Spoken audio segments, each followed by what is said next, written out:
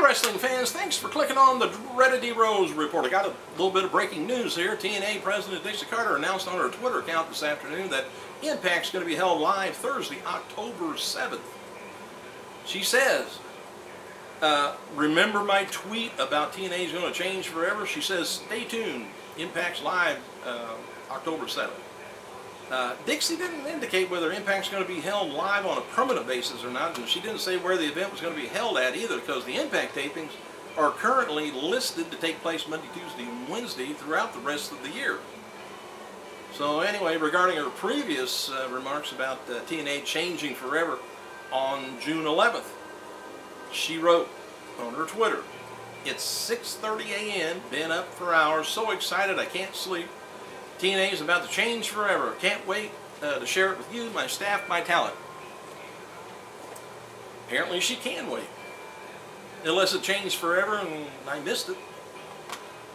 Meanwhile, Mick Foley, he's expected to return to the Squared Circle October. TNA's Bound for Glory pay-per-view, I guess, and he's no longer considered a long-term in-ring option by those within the organization.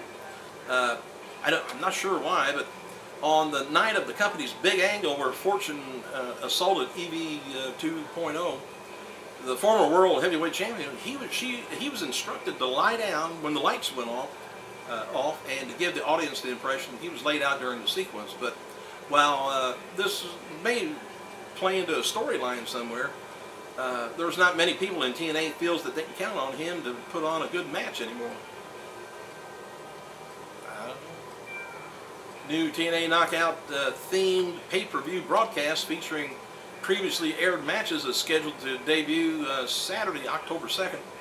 It's going to be entitled TNA's Wrestling Knockouts Mad Sexy Volume 1. Its description says, TNA Wrestling Knockouts Mad Volume 1, hosted by Playboy Centerfold and TNA Knockout Christy Hemming, will feature top matches from the past with TNA Knockouts like Angelina Love, Velvet Sky, Gail Kim.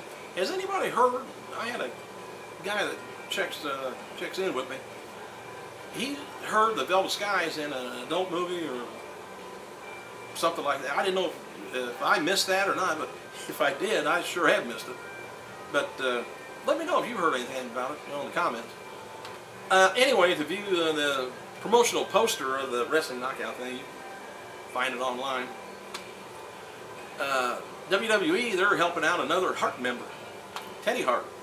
The youngest wrestler to be signed to a WWE contract recently entered a Texas rehab center on the behalf of his former employer. He's staying at the same facility where Scott Hall is.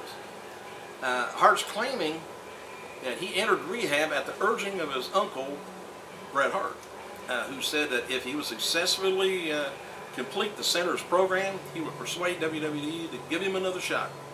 I guess during his last shot with AAA down in Mexico, Hart managed to unite the entire locker room against him due to his reputation against changing matches, finishers of the match, and spots that helped put himself over. His mentality is to perform as many flashy moves in his matches as possible, and whether they make sense or not. That just could be an ego problem. I don't know if it'll be anything to do with rehab. But Friday Night SmackDown television taping, by the way, December 28th, is going to be held at Blue Cross Center, Rochester, New York. Tickets go on sale October 2nd. Get ready for it. WWE Women's Champion Layla, apparently, I think she got herself maybe in a little bit of trouble throughout. She's apparently through with Twitter for a while. She wrote over the weekend, she says, I need a break from the BS on the social networking site. She tweeted, I'm officially off Twitter. I need to take a break from some of the BS. I'm tired of some of the, crap that's on there. Having easy access to me, much love. Lay. Anyway, this tweet came just hours after her response to recent jabs from TNA's wrestling performers, the Beautiful People, made its way onto a bunch of different wrestling websites, I guess. There is an unconfirmed rumor going around saying that WWE brass caught wind of the words of war, I guess, and became upset with Layla for taking part in such as I would say, high school stuff. Could be in grade school. Alright, we got a lot of TNA stuff today.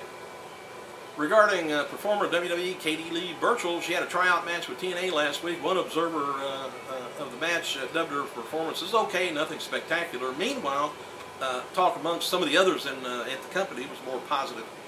No word on yet whether she got offered a contract or not. Tonight's episode of Reaction, I guess, is a highly regarded person of the company. It's a rising star that they're going to spotlight, I guess. But all the hype and everything, they won't tell us who it is, so I guess we got to tune in. Or stay tuned after Impact. Anyway, the reunion of the beautiful people last Thursday on Impact scored the program's highest rated segment with a 1.15. Angelina caught love of it. Angelina Love caught wind of it. There you go. She might have caught some love too. Anyway. And thanked the fans who supported her on her MySpace. You ever hear of MySpace? It's out there, I guess. She wrote on there, huge thanks to all the fans for watching TNA Impact last week and made the reuniting of the original beautiful people the highest rated part of the whole show. By the way, the other day was Jeff Hardy's birthday, 33 years old, and Mickey James turned 31. Alright, now catch this. There was a dark match at last week's TNA Impact taping with Shannon Moore and Christina Von Eerie versus Okada and Cookie, which Cookie is Becky Bayless. And it was called by some the worst dark match in history. It was said that Bayless missed several blind tag attempts. Moore even stopped her, pointed to her, and yelled that he wanted her to go, Bayless to go tag in her partner. And I guess it caused a lot of laughs backstage while some was frustrated over the decision to hire Becky Bayless in the first place. DIXIE followed up with a storyline about her husband. You've seen it last week. He got beat up by Fortune. And she wrote on her Twitter, thanks for asking about my husband. His ribs and neck are okay. And it looks like his foot may be broken. I wonder if somebody gave him an uppercut. Broke his foot.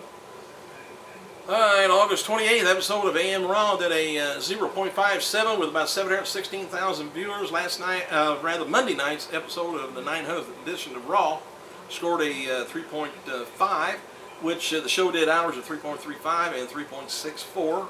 Randy Orton, he was scheduled to wrestle a dark match after Raw went off last Monday against Sheamus and John Cena, but he was replaced as a precautionary measure as he had suffered a stinger over the weekend.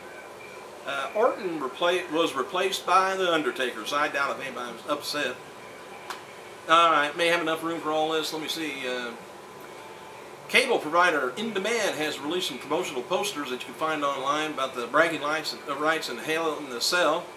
Alright, The Hollywood Reporter is reporting that Dwayne "The Rock" Johnson has been cast as the lead role in Journey to the Mysterious Island, a sequel to 2008's Journey to the Center of the Earth 3D.